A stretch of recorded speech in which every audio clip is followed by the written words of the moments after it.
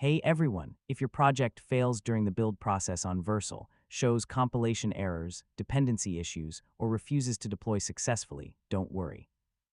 In this video, I'll show you how to fix the most common Vercel build errors in 2026. First, open the deployment logs and read the exact error message. The build logs are the most valuable troubleshooting tool because they usually identify the file, dependency, or configuration causing the problem.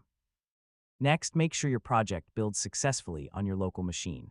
Run the same build command locally and fix any errors before attempting another deployment.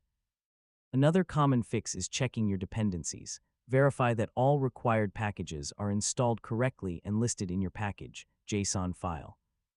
You should also ensure that your package lock file is committed and up to date. Dependency mismatches can often lead to build failures. Another helpful step is reviewing recent code changes.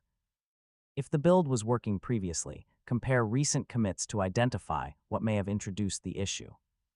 Check carefully for syntax errors, missing imports, invalid exports, and broken file references. Even small coding mistakes can stop the build process completely.